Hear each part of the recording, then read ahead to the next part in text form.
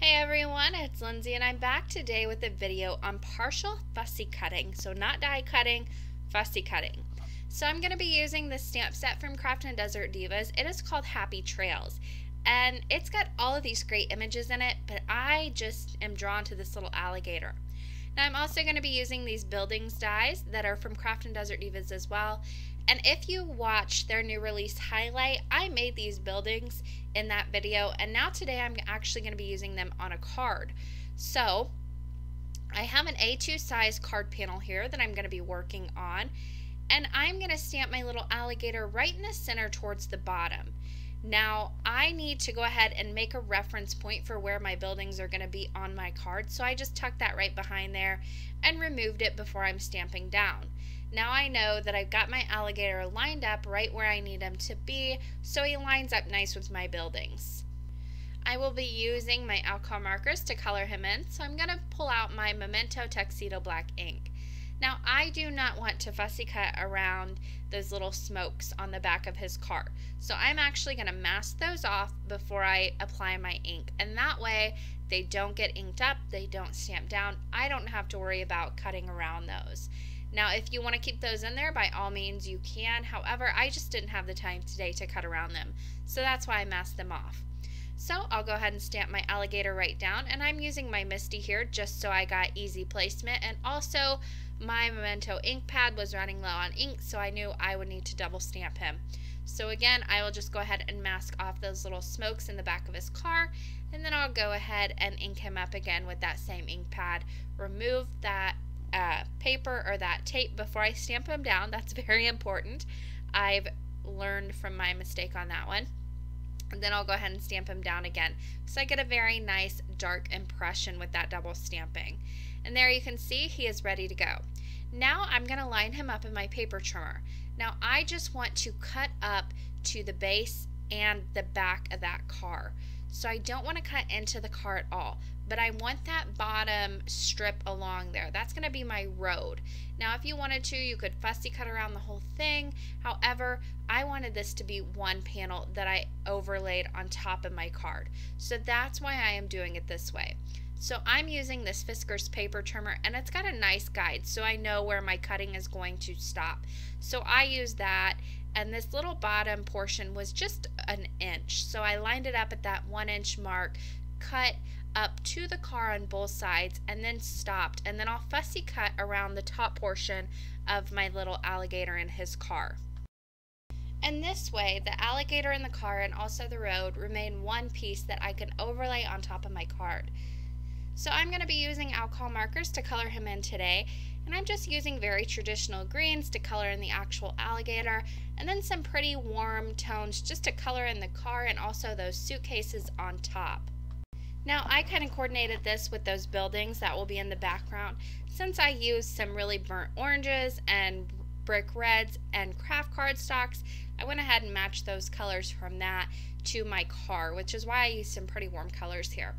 So I went ahead and colored in the tires black, the little centers are gray, and then for the car I went with a yellow, and then the suitcases I'm going to be using some browns, oranges, and blues on those. And also I'll fill in the little handles with gray, and then for the windows I used a very light blue. Now I also created a mask from Ink-a-Dink-a-Doo masking paper. That is a mouthful each time I say it, but I created a mask from that paper. I'll just go ahead and mask my little alligator in his car off, and then right below him I'm going to be using some black soot distress ink to color in that road. Now by all means you could do this with an alcohol marker. I just like to use my distress inks, and I also knew I wanted to blend out a sky on the background with some Mermaid Lagoon distress ink and create that water splatter effect on there by removing some color. So that's why I went ahead with distress inks on my road as well. So I am being pretty heavy-handed with this black soot, and then I'll remove that mask, and I've got this great little alligator driving along on a road, and again it is all one piece because I did that partial fussy cutting.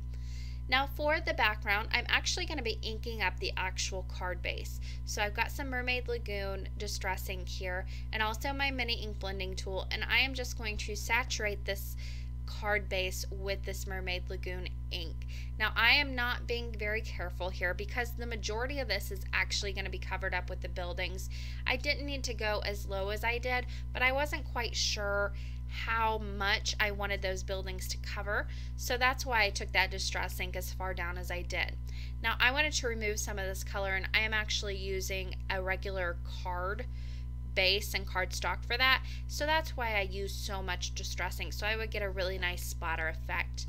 Now I needed to go ahead and put on my sentiment, so I'm using Versamark ink, and I made sure that that distress ink was really good and dry by heat setting it.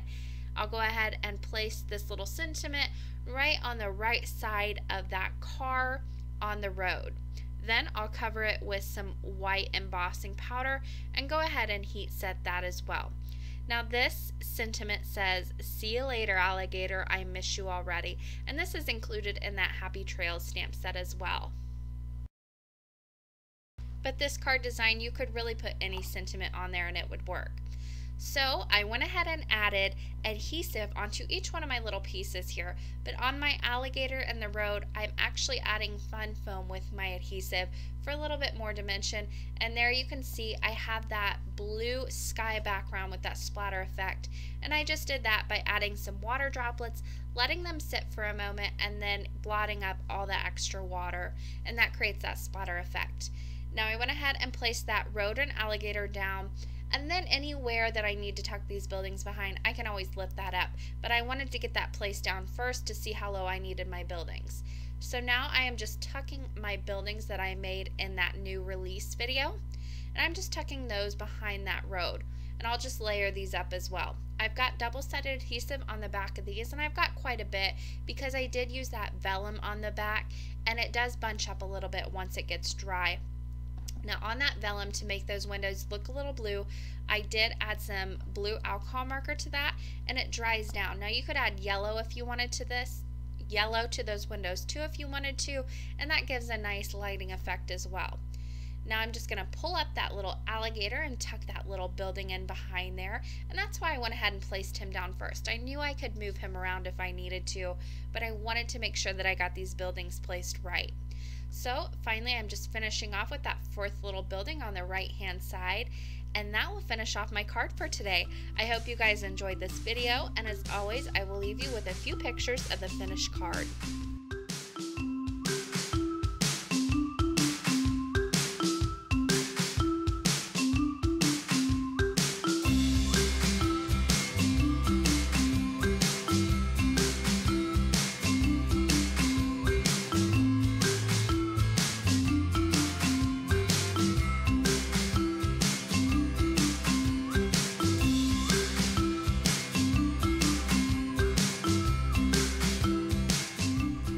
Information and the supply list, you can head to my blog. That link will be in the description box below. Thank you guys so much for watching today, and happy crafting!